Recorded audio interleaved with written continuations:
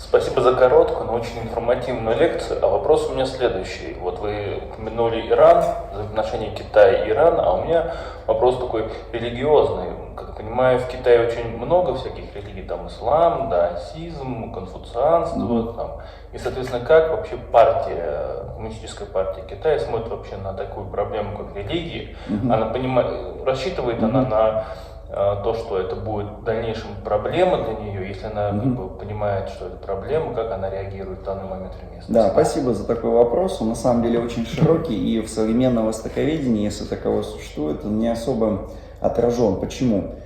Типичная точка зрения на китайцев — это, соответственно, что там три религии: буддизм, конфуцианство, даосизм. Реально китайская бытовая религия, то есть во что реально китайцы верят, да, это культ предков, да, то есть это поклонение предкам. Заходите в любой, значит, буддийский храм, даосский храм, и неважно какой храм, вот если это местный храм на квартал, там стоят, соответственно, поминальные дощечки, скажем, с предками, да. Дома у нормального китайца есть алтарь, да, в котором изображены фотографии его предков. Он молится, верит в то, что предки влияют на его жизнь, дают ему жизненные силы, являются определенными ангелами-хранителями, которые его оберегают. И культ предков может отправлять только мужчина, да, то есть поэтому это одна из религиозных сторон, почему диспропорция гендерная в сторону мужчин в Китае. Вот это реальная религия китайцев. Второй момент, который связан с китайской религией, это их магизм. То есть действует и анимизм, какие-то культы животных, которые отражены в гороскопе, да. Это вера в силу чисел, она гораздо более тотальная, чем в России. Фэн-шуй, тот же самый, геомантия, да, это расположение предметов согласно сторонам света, которые согласно вашему дате рождения соответствуют правильное расположение вашего какого-то жилища, комнат и так далее, да, ну там, хотя есть общие распространенные теории, что там на юг окна самые хорошие выходят или на восток, и там на север, на запад уже нехорошие окна, да, дешевле квартиры в Китае с окнами на север и на запад.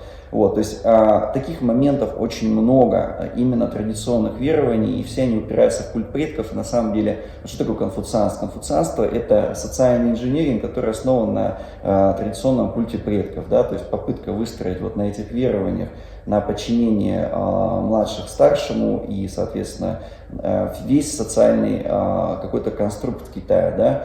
И вообще вот эта проблема философии, я никогда в никаких своих роликах об этом не говорил, но у нас как-то вот, мы просто как русские все очень склонны к абстрактному мышлению, иногда нас заносит в излишнюю, можно меня больше не снимать, спасибо, нас заносит в какую-то излишнюю абстракцию, да.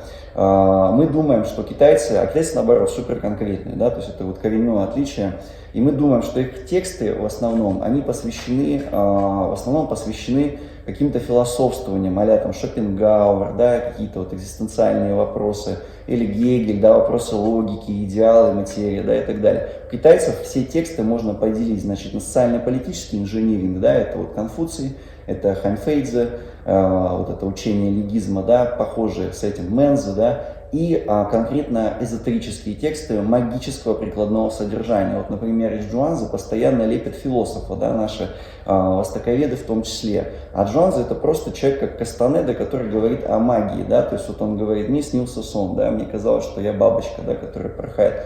Потом я просыпаюсь и не могу понять, бабочка, да, я или я человек. И обычно дальше на этом ставится точка в наших текстах комментаторских, востоковедных, а дальше продолжение, да, которое, ну, обычно мало кто знает. Точка — это есть изменение тела, то есть это просто практика выхода из тела была описана, и это просто магизм. И китайские вот тексты, они делятся на такой социально-политический инжиниринг и магический. Вот. Что касается самой религии, авраамистических религиях, очень интересная ситуация. По оценкам Американской ассоциации католиков, она, ну, всемирная, она находится в США. Значит, к 2035 году Китай будет самой большой страной с самым большим христианским населением в мире. То есть нам нужно ждать, что к 1935 году Папа Римский будет договариваться с Си Цзиньпин, если там останется, да, 1000 лет поживет. Соответственно, значит, они будут договариваться о новом Папе Римском. И к какому-нибудь году 40-му можно вполне ожидать, что это будет китаец, например, может быть тайванец, может быть Корея. Ну, то есть вот что-то вот такое, огромный перекос в ту сторону идет. Я бывал в католических храмах в Пекине, ну, действующих таких старых еще при императорском, при династии Цин были построены, они заполнены полностью китайцами, там нет иностранцев, это очень модная религия. Китайцы, протестантские храмы по всем прибрежным провинциям стоят, но достаточно такие простенькие, то есть это просто такая, грубо говоря, здание, на ней красный крест, церковь, одна из протестантских церквей, да, там масса этих церквей стоит. Очень много религиозных сект, это, например, Господь Всемогущий, очень сильная религиозная секта в Almighty God, да, то есть она очень сильная и против нее власти борется, да, то есть, значит, мы ожидаем того, что Китай станет реально христианской страной. По моде или по внутренним каким-то убеждениям, но есть какой-то ряд факторов. Может быть, это был сильный вопрос, вот когда гражданская война, сильная попытка борьбы с религиями, да, вот это кончилось тем, что сейчас большой запрос на религию. И судя по тому, что количество верующих растет, и этот контролирует процесс сама коммунистическая партия, а судя по всему, они не против, да. Хотя сами коммунисты, им не рекомендуется быть в церкви, быть верующими и так далее. Но я видел коммунистов, христиан-коммунистов я честно не видел, но вот христиан-буддистов, коммунистов-буддистов я видел. То есть дома там стоит алтарь, все остальное, ну, а он там условно один из руководителей коммунистической партии, это нормально. Есть органы контроля за религией, ну, я бы сказал, даже органы координации. Основной вопрос, который курирует коммунистическая партия, это то, чтобы религия не была контролируемая из-за рубежа. То есть епископ, который назначается на ту или иную область католической, да, церкви, он должен пройти согласование. Это должен быть наш епископ, да, соответственно. Тогда все в порядке. Служи, рассказывай. Ну, у нас же на самом деле тоже церковь близка к государству, и в любой молитве есть за царя, за отечество, да, вот есть любая молитва, утренняя там служба, да, вечерняя и так далее. Все это есть. То же самое, это примерно аналогичная ситуация в Китае с католицизмом. То есть очевидно, что он будет влиять, что Китай будет перерождаться, и насколько глубоко вот эта вот вера в единого Бога их поменяет, непонятно. Но очевидно, что она, скажем так, эта пропаганда идет, и во многом это сила Запада. То есть Запад сильный, Америка сильная, значит и вера у них сильная. А наши верования, они старые, традиционные, и там вообще в них там в селах только молятся, там бабки, да. То есть это ситуация, как вот твои родители пили зеленый чай, ты стал пить кока-колу, да.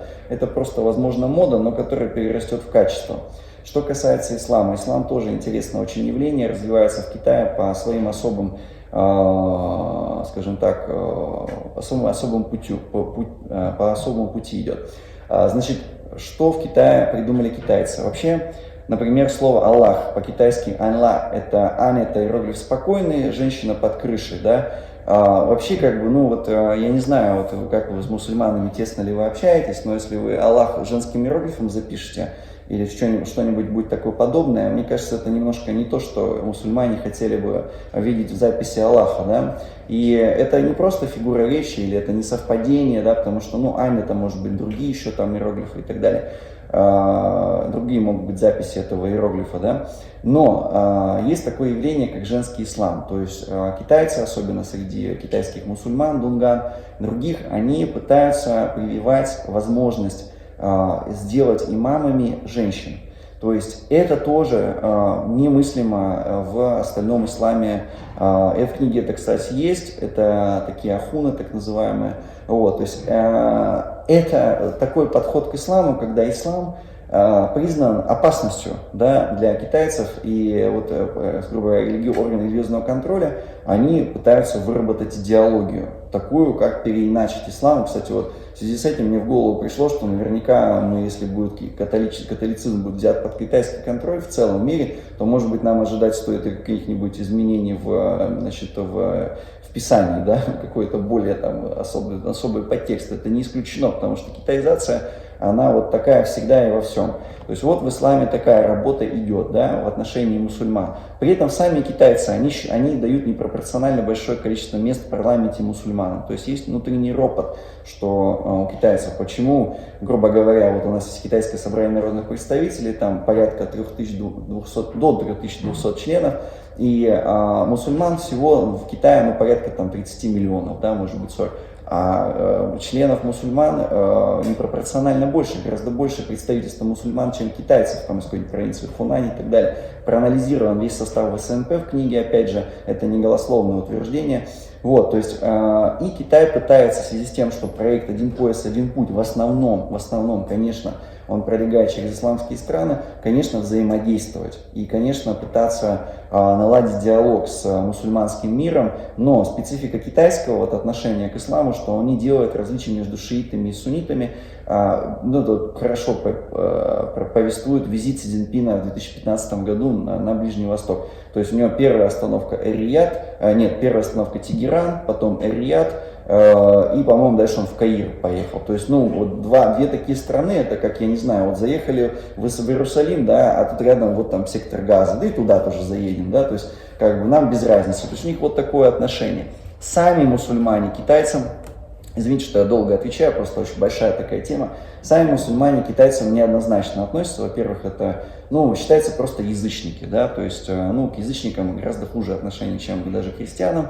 И тут очень большая мина замедленного действия именно в Синьцзяно-Уйгурском автономном районе, который есть центр шелкового пути, центр такого позитивного для китайцев сотрудничества с исламским миром. И вот под этот именно центр и копают американцы, пытаясь там создавать некие, или, скажем так или иначе воздействие косвенно или прямым способом на рост террористической угрозы в Синьцзяно-Уйгурском автономном районе.